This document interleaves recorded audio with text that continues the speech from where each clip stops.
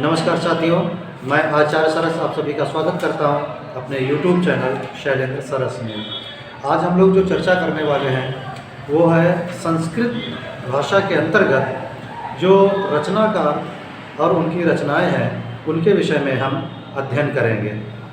तो सबसे पहले अगर संस्कृत की बात शुरू की जाए तो कविकुल गुरु कालिदास, उनसे कोई ना ये कोई भी विद्वान अछूता नहीं रहता है। तो सर्वप्रथम हम इनकी रचनाओं का अध्ययन करते हैं। तो कालिदास की रचनाओं के बारे में अगर बताया जाए तो सबसे पहले तो यही प्रश्न एक आता है कि इनकी कुल रचनाएं कितनी हैं। तो मैं आपको बताना चाहूँगा कि कालिदास की रचनाएं कुल कितनी हैं? 7 रचनाएं हैं, जिनमें से पहली रचना है इनकी रघुवंश। पहली नहीं कह सकते, मतलब एक कहने का मतलब है कि रचना को हम, यद्यपि बहुत से लोग इनकी अगर प्रथम रचना की भी बात आए तो प्रथम रचना इनकी ऋतुसंहार मानते हैं। बहुत से लोग ऋतुसंहार को इनकी प्रथम रचना मानते हैं। लेकिन बात करते हैं अगर ऋतुसंहार की तो ये आपका खंड काव्य है। इनके विषय में काफ़ी चर्चाएं होती हैं कि कौन क्या है। तो ऋतुसंहार को हम खंड काव्य के नाम से जानते हैं और इसमें 6 सर्ग हैं।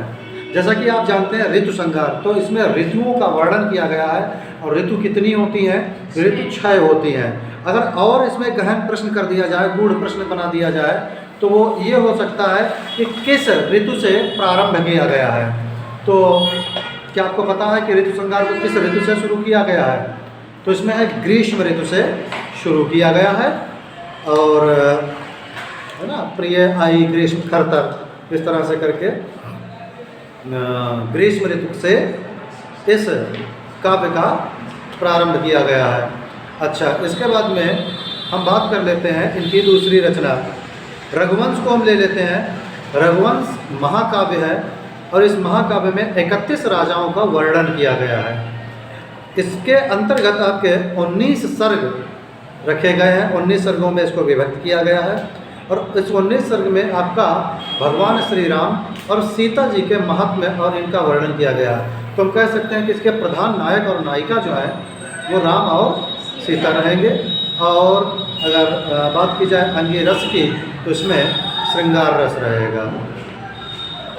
इसके आगे हम बात करते हैं कुमार संभवम की। तो कुमार संभवम एक ऐसा ग्रंथ है जो कि भगवान शिव और पार्वती के आधार मानकर लिखा गया है।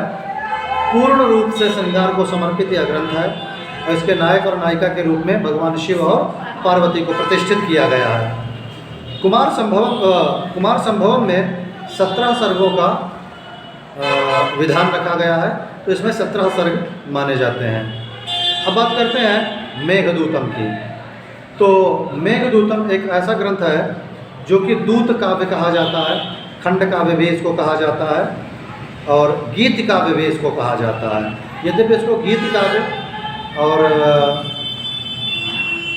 दूत काव्य ज़्यादा उचित है कहना, क्योंकि इसमें मेघ को दूत बनाकर भेजा गया है। किसके द्वारा? तो इसका उत्तर रहेगा आपके यक्ष के द्वारा भेजा गया था। एक प्रश्न आ जाता है कि यक्ष का नाम क्या था?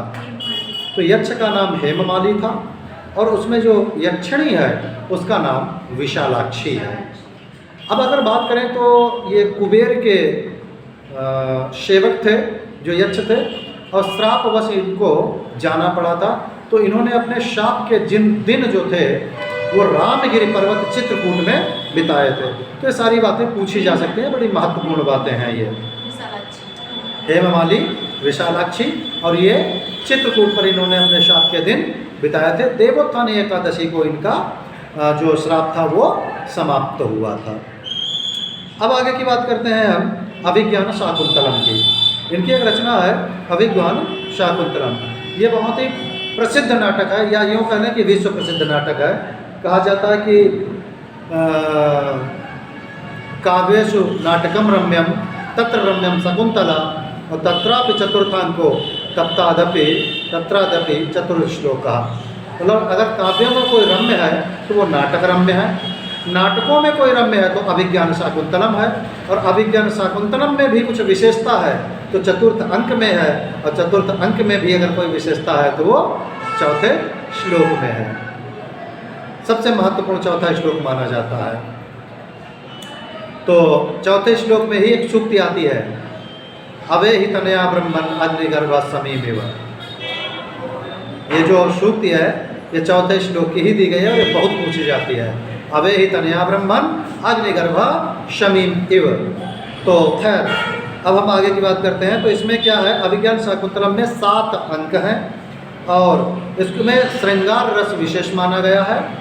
इसके साथ साथ में इसके जो नायक है वो शकुंतला है और इसके जो वो नायिका शकुंतला है और नायक दुष्यंत है।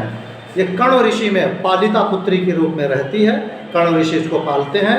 गौतमी इनके जो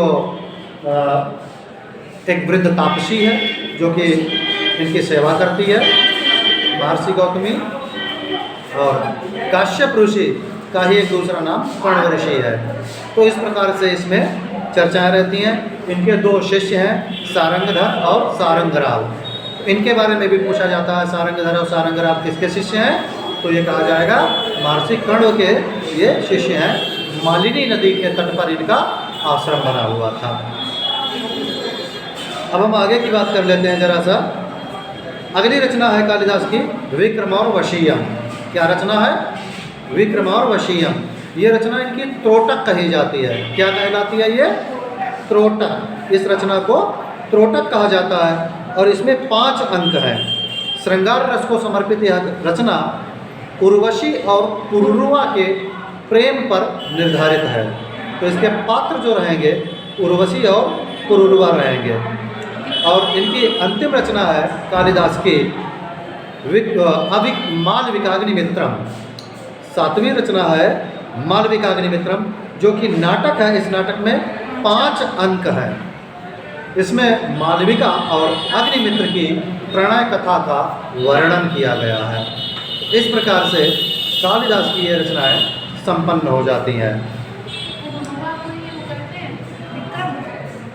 मालविका अग्निमित्रम, मालविका अग्निमित्रम, अग्निमित्र और पुरुरुवा।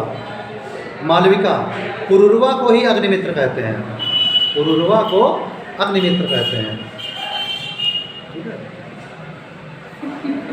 अरे क्या पढ़ रहे हो? मालविकाग्निमित्रम, मालविकाग्निमित्रम।